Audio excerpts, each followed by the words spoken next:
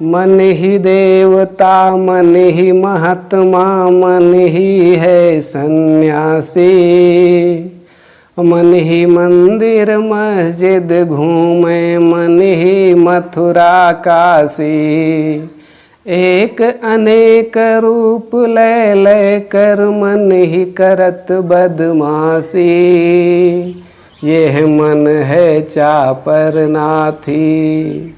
जय श्री सीताराम। मित्रों, पिछले भाग में आपने देखा अलिंग माया रचितांतरात्मा स्वदेही नाम संस्कृति चक्रकूट। ये मन की कोई जाति नहीं है, मन का कोई रूप नहीं है, लेकिन यह है जरूर। और इस पर किसका शासन है? भगवान का शासन इस पर नहीं है, इस पर भगवान की त्रिगुणमयी माया का शासन है। भगवान कहते हैं दैवी है सा गुणमयी मम माया दुरत्यया, मामेव ये प्रपद्यन्ते माया में ताम तरन्ति ते।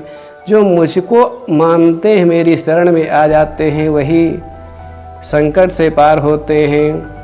और ब्रह्मा जी के मन में शायद कर्तृत्व भाव का अभिमान था कि मैं करता हूँ, इसीलिए रचना सही नहीं हुई, कहीं गड़बड़ हो गई, कहीं अच्छी हुई कहीं खराब हुई।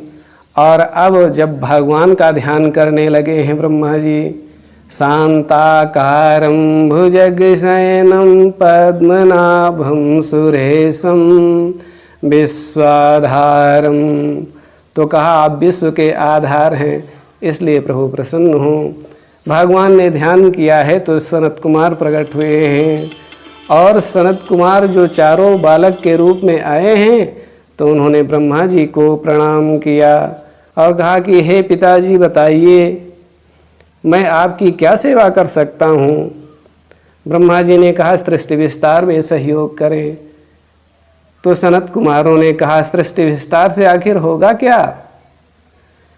ये संसार तो जो रचना कर रहे हैं, हे विधाता आपकी रचना नाशवान हो सकती है, भगवान का भजन करो। मैं तो भगवान के चरणों में जाने वाला हूँ, और संसार में अमृत से भी कोई अच्छी वस्तु है तो वह भगवान के चरण कमल का ध्यान करना है। ऐसा कहते हुए सनत कुमार तो चले गए भगवान का भजन करने के लिए।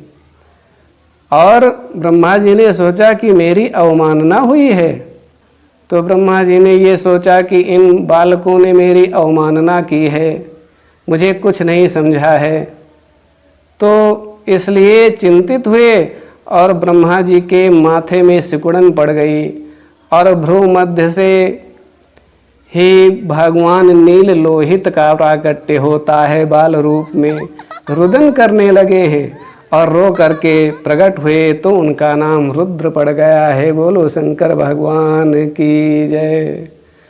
और रुद्र भगवान प्रकट होते हैं, तो ब्रह्मा जी ने कहा सृष्टि विस्तार में सहयोग करो, लेकिन उनका स्वरूप विकराल था और भूत पिशाच डाकिनी शाकिनी अनेक इनका विस्तार करने लगे। तो ब्रह्मा जी ने कहा रुक जाओ, पहले तुम जाकर तपस्या करो। ब्रह्मा जी ने कहा शांत भाव से सृष्टि का विस्तार करना ही हमारा लक्ष्य है, और इसलिए आप चले जाएं, जाकर के भगवान नारायण का ध्यान कीजिए। नील लोहित भगवान विष्णु का ध्यान करने लगे हैं। और ब्रह्मा जी ने फिर एक बार सोचा कि मैं अपने जैसा ही क्यों ना निर्माण कर दूं, और मन में जैसे संकल्प किया, जैसे सोच विचार किया, वैसे ही मरीचियत्रियंगिरसो पुलत्स्यापुलः क्रतु भृगुर्वशिष्ठ दक्षस्त दशमस्तत्र नारद। तो ऋषि पैदा हुए और उसके बाद ऋषियों से कहा तुम मेरी सृष्टि विस्तार में सहयोग करो। तो ऋषियों ने कहा मैं शरीर से आधा हूँ, पुरुष में शक्ति नहीं है जो सृष्टि विस्तार में सहयोग कर सके पिताजी। कहा सृष्टि में नारी की आवश्यकता है, नारी को आपने रचना की ही नहीं। ब्रह्मा जी भगवान का ध्यान करने लगे हैं और ध्यान करके सरस्वती को प्रकट किया।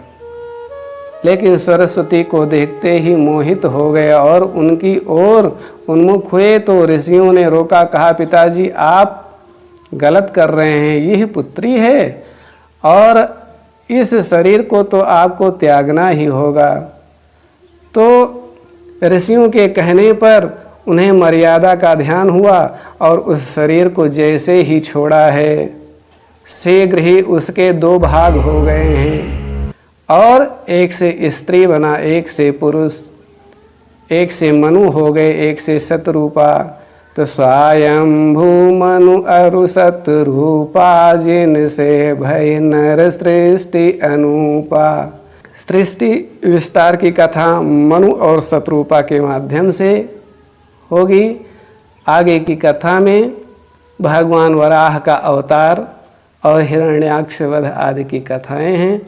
फिर मिलेंगे। जय श्री सीताराम जी की जय, गुरु महाराज की जय हो।